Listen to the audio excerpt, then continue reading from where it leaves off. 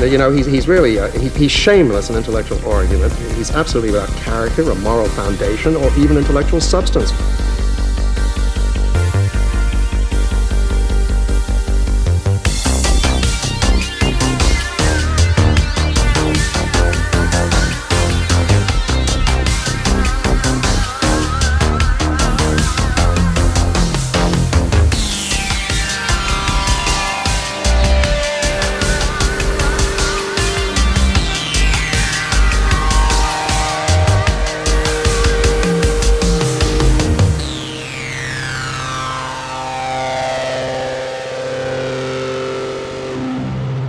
Welcome back to the Getting Lit podcast. Last episode, we talked to Pierre and Amia about their book Inversion, which is a great sort of discussion about homosexuality in the modern world.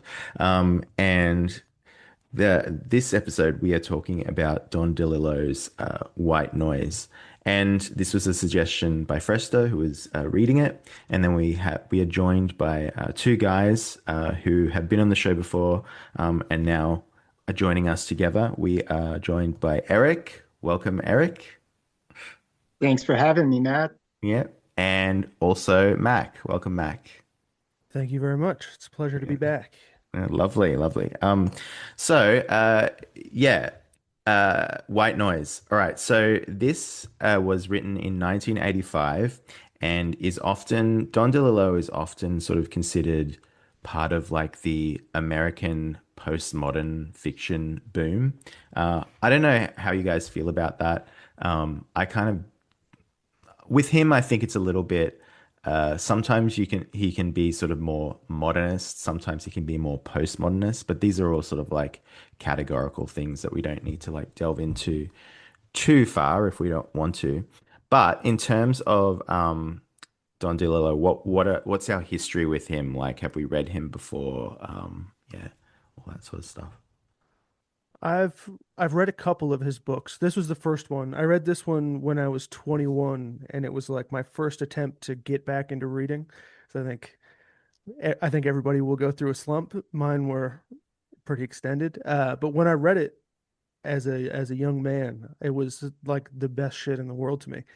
And then, on this current time of getting back into reading, then I kind of revisited him and have since become a little bit frustrated with Don DeLillo. I think it definitely got a lot out of it when I had only read like 15 books or something like that. But this is my favorite of his books still, even on rereading it as an old head. I feel like a little bit of the shine was rubbed off the apple for me coming back to it. Mm-hmm, mm-hmm. And for you, Erik? Again, I can't remember if I read this first or Libra, but I mean those were like the first two I read of his, and it was probably in I was just right out of high school. So, and I think around that time, like it was like right after 9/11. It was probably 2001. So a lot of the themes of his novels, I was kind of trying to interpret in this like kind of new era that we were entering, these new feelings. And a lot of his novels are, based on Cold War fears or Cold War, how it affects America in certain themes. So I kind of latched on to that perspective when I was reading those novels. And so when I read it the second time, I kind of approached it from like a much different perspective than I did. Again, kind of like Matt, like I'm a lot older now since when I read it the first time. So it was very different. Mm-hmm. And Fresta, what about you? What's your... This was the first of his novels I ever read. It's just like one of those authors that was just sitting on the shelf, and I just had a feeling like that'll be like a fun, easy book to read. Like it just, I don't know, the aura of it just said to me like, I'll breeze through this one for sure. And I've since this, I started listening to the audiobook of Libra. I'm like a third of the way through, but it's more just because I like read or listened to the Norman Mailer's Oswald book. So I was like, I'll just keep the theme going. I think I like Norman Mailer's book more than I'm liking Libra, but I do like Libra. It's definitely a different vibe to White Noise. I think it's like what you're getting at with the modernist versus postmodernist thing. Mm, Not that I would say it's like modernist, it doesn't read like James Joyce or anything, but mm, it's still kind of Pynchoni and like just without being quite as wacky as Pynchon, and like mm. whereas Pynchon's trying to like make it as fucking irritable as possible. This is not that bad. So I think Libra is pretty sick. It's not as breezy and it's a bit more dense, but it's pretty good. So that's my history of Don DeLillo. Also, I want Yeah, to know, is it DeLillo or like Delio? Is it like a Spanish it's pronunciation? Italian, so it would Oh, be yeah, Delillo. Yeah, okay. how it's spelled basically. Um, so yeah, that's funny that you mentioned that because with the modernist, postmodernist thing, because I think he still has like this commitment to realism in a way in a lot of his books that I don't think Pynchon has. Like he'll just discard realism like constantly. He doesn't care about it, I don't think. Mm. Um, but yeah, like I got into him. I read this years ago. I think I was 21 too, Mac. Like I might have must have been the age Yeah. for it or something. Men of a Um, certain age I get wish I into read Don it when I was DeLillo. 21. yeah, yeah. I'm always like compiling this list of books. Like if I when I remember when I was like 16 or 17 reading Fight Club, and then I was like, and I can't think of his next book to read. Like I Mm, had no idea where to go from there. I wish mm, I could mm. just go back and give myself like a stack of books and be like, here, these are things you'll actually like at this time. Yeah, yeah. I think that's a Robert Heinlein story or something. Go Yeah. back in time to give But then I'm yourself always like, if I books. do that, then I like turn Then you'll out and change like the future. I just Yeah, like yeah. come back to the present and I'm just like a tranny Democrat or something like. Yeah.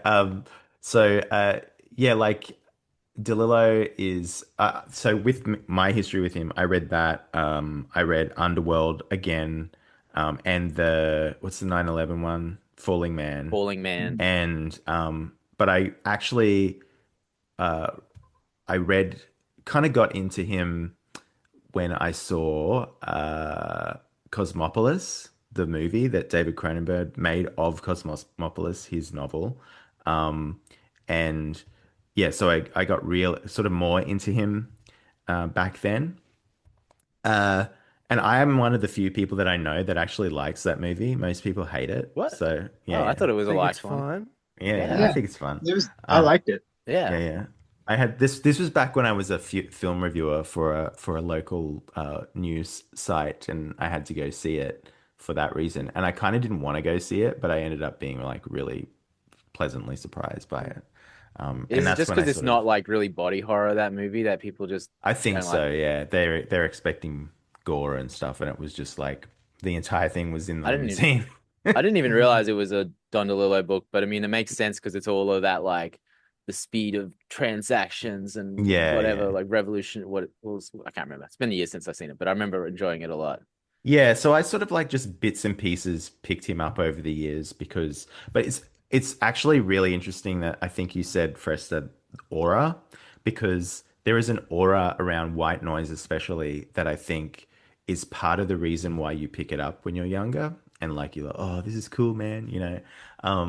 But and we can talk about how that can kind of fade as you kind of age out of that sort of stuff. Um, but yeah, so he is the kind of writer who's sort of obsessed with what it feels like to live inside modernity, I guess. So, and that's not just like on that political and economic level, it's also like the psychological effects of that. And yeah, the idea of his a lot of his novels that keep coming back to is that this sense that we don't experience reality directly anymore. We experience it through like systems like the media, advertising, academic language, the news cycle, brands and technology, and all that stuff. And it's just overlapping streams of information, and they're all sort of shaping, you know, how we think and feel before anything actually happens to us. And I think this is sort of really exemplified in White Noise. It's probably in terms of his, you know, a lot of his thematics, a lot of that stuff is like really crystallized in this book. Um, and so yeah, it is, and I think it probably from what I've read, it's the clearest and funniest version of that idea of like the idea that like systems, we experience reality through systems essentially. Yeah, I don't know what you guys think about that. I think Yeah, I that's mean they that's 100%. like one of the yeah.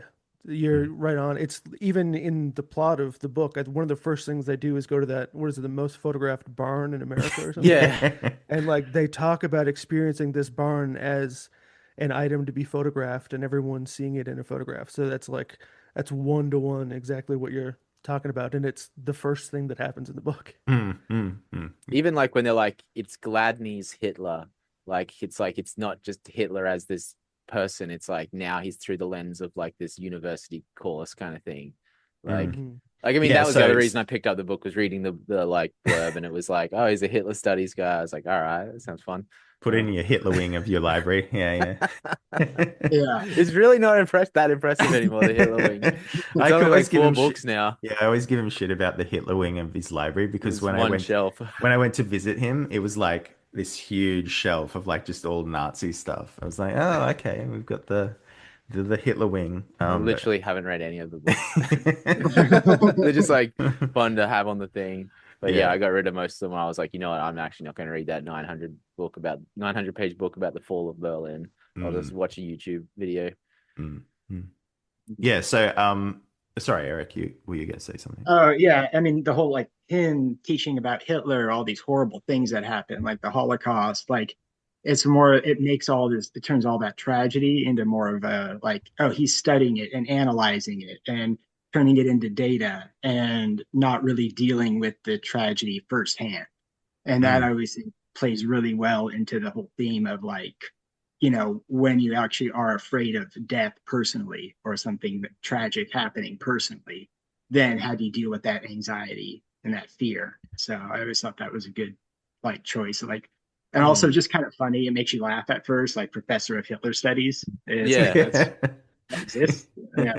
And yeah, like I guess the overarching theme of the book, other than the experiencing through systems or whatever, just like death and the fear of death. It's like Mm, this meditation on Mhm. all of that and everything. Like once you like, and then it's not even like you have to be like a really close reader to pick that up. It's pretty explicit. Oh no, But he like, tells you outright. Like, yeah, and yeah, that's I kind of appreciate the balls of that. That like, yeah. you know, the characters are obsessed with like avoiding death, and they're very self-aware of the fact that that's what they're doing. Mhm. Yeah, so I Something that appreciate really it. would draw a 21-year-old man to the, like, especially the one that, maybe started with Fight Club at 16, 17, and then goes to Delillo at 21. It's like, yeah, dude, dial me in. I'm ready to think about death for probably the Yeah. next 10 years. Yeah, Yeah, that's what I yeah, mean. Like, I would imagine reading this at 21 and being like, holy shit, this is the next level. And now I'm kind of like, oh, Mhm. yeah, fair enough. yeah. I don't So disagree. yeah, so the setup for this is really interesting, and I think this is another thing that appeals to like a kind of dilettante young man as well, because like the the kind of social milieu and stuff is very like it's kind of satirical, right? So Jack Gladney, the main character, the viewpoint kind of character, it's a first person narrative. He is the founder and chair of the Hitler Studies Department, as we mentioned, at a small American college. Um, this is despite the fact that he can't speak German, which is like a hilarious detail that I like. So it follows him, his wife Babette, and they have one of the things I like really like latched onto when I first read it is that they have a very 80s family. Like you remember all those sitcoms about, well, actually this probably goes back to the 60s with the Brady Bunch and stuff, but like the blended family, and that Mhm. like and he just like you don't you only realize that later as he starts like listing off his kids. Like you find out that he has so many kids to so many different women. But like it takes that like 80s blended family kind of sitcom situation and then just ramps it up to like it's so ridiculous that he has And like he's all got of these like, Mhm. children. he'll be like a kid. This is from the first marriage to that wife. And then I married someone else. And then I went back to that To wife and the had twat another wife, kid. yeah. Yeah, and so yeah, most of the novels is at least the first part is, their kind of everyday suburban routines, going to the supermarket, watching TV, dealing with the kids, and importantly, worrying about their health. Um, and so it sets up this kind of very like I wouldn't say it's cozy, but it's this like archetypal 80s sort of I wouldn't say it's idyllic either, but it just sort of sets that situation up and then kind of like Mhm. is parodying it as well a little bit, I think. Yeah, it's like Midwestern college town, sort of like, yeah, like you said, not quite idyllic, but definitely I would say, yeah, that first part is cozy, I think. Mm. But Yeah. And I mean, I mean, the part about like the supermarket always really sticks out with me because like his friend Murray, the way he just like waxes philosophical about the supermarket and he talks about it like it's spiritual, like the supermarket is this church that you go to now to experience. Like he's got like some quote about like we come here to shop, we don't die.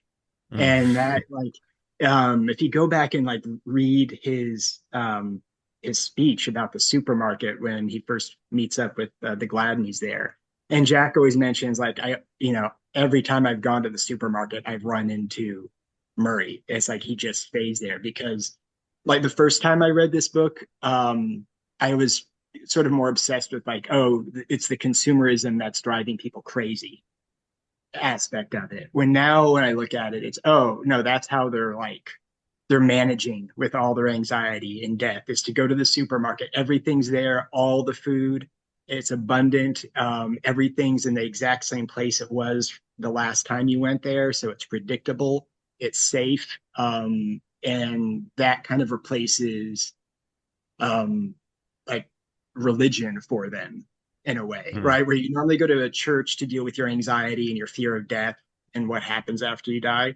It's now this, oh, we're coping with this by going to the supermarket, buying stuff that, it feels safe. So that supermarket thing always struck me. And I always like went back to it during, each section of the book. There's always that kind of theme running in there. Yeah, there is something to that, especially like a very well organized like supermarket. I remember when I was Mm-hmm. in Florida and I went to Publix, it was the greatest experience of my life. Like, and they're all the same. Like they're like perfectly lined up. Like we don't. I mean, you have that sort of vibe in a lot of supermarkets, but they almost were fascist with like how everything was organized, and there was something to that. Like there was a little bit of a frisson or something that you got where you walked into places like that. Oh um yeah, I worked at a grocery store for a few years. It was during COVID, and that's mm, when you sort of notice like people freaked out at supermarkets. That yeah. was like the crazy place. Whereas like they just need food, and it's like that was like almost. I mean, yeah, almost as special to them as like a religion or a church. Mm, Like it mm, was just if they saw empty shelves, it was panic, it was dread mm. because it was always full shelves. You Mm. know. Yeah, and that's part of what like is very disturbing about like the times we live in now, because it's like, it's gone past that. And I think this is a result of the COVID stuff. Like I never remember pre-COVID like shelves being empty. Like, Mm. you know what I mean? It was always just like this abundance thing that like it's just, oh no, we don't have that. Like, and I'm just like, but in the before times, that was just an unacceptable thing. It's Mhm. like we've descended into like a Soviet nightmare where like there's shortages and things are rationed out or something. Like it's very bizarre how that's happened. Mm. Mm. Anyway, just complaining about. No, Oh yeah, I yeah, agree. yeah, yeah. Mhm. But you know what I mean? How like you never used to be, like there used to be stuff like, Mm. and you Mhm. could It get feels like anything it's you like, wanted. yeah, like they've like it's sort of insider trading or something. They're colluding with the media to make you freak out, and then it sells out things, then it drives up demand and Oh stuff yeah, like remember that. the And toilet paper stuff? yeah, Yeah, yeah, Oh and yeah. yeah, it Yeah. was so I mean, stupid. I was the grocery manager, so I did the ordering. I dealt with like the trucks, the deliveries. So it was like I saw that supply chain and I just saw it like collapse. Mm, And then when it took, maybe a full year before it was like dependable on some stuff. But yeah, then just items wouldn't arrive. We'd order mm. them. They always showed up before COVID, but afterwards, like didn't arrive. The stuff went out of stock, and we had to bring a new product. And it was weird. It was never. I never really knew the reason for that, but I saw it Mm, happen. Yeah, it for mm. sure you think happened. there'd be like 20 new toilet paper companies would just start up because they'd be like, all right, the market's got some gaps in it. No, I just wish that I could go back to 2019 and invest in bidets Yeah. somehow. Yeah. Aren't there like so many like podcasts that have like the portable bidet as their like promo Well, you can get a I promo feel like I've code heard that for on like Gavin McInnes's yeah. podcast or something. Yeah. But anyway, us talking about supermarkets for so long is very Don DeLillo would have field day about that. But anyway, Mhm. that's probably my Well, I would fault say what for you said, it's like cozy. Like that's how I yeah. feel about all these Gen X novels where they're like, look at these people living in their McMansions with their brand name stuff and they got two cars and all this stuff. And I'm always like, fuck, that sounds so good. Like, Yeah, it's it's like that's so cozy. It's like yeah. now everyone's just like got sore necks from staring at their phone and they're looking at like bullshit AI and stuff. And so it's like, Just yeah, like so beheading what they watch videos. Yeah. TV for 6 hours a day in the 80s. Who cares? Mm, mm, Yeah, it's so weird to read like any sort of critique of consumerism, what 40 years later or whatever it is, because it's like it'd be like writing a critique of the tides or like, the weather. It's just like completely that's just the way that things are. It's like a natural force now, whereas I guess 40 years ago there could be some resistance to something like that. Whereas now they're just like you go to the store and you buy stuff. Or you mm, don't even fucking go to the store. You go to Amazon.com and you buy stuff. It's mm. worse. Yeah. You don't even Yeah. interact with people. Bump into Yeah. hot Going to the moms at the mall is like, supermarket. yeah, going to the mall isn't the Day of the Dead anymore. It's like kind of No. nice. It's kind of like old fashioned. Yeah, it's good to go to like the grocery store on like a Friday night, like because like no one's really there. It just is like has like a really like kind of almost spiritual vibe or something about it, where you're just like, Mhm. especially if you like had like two drinks or something, it's pretty actually Yeah. fun. Yeah. Yeah. It's just you and Hall and Oates looking at eggplants.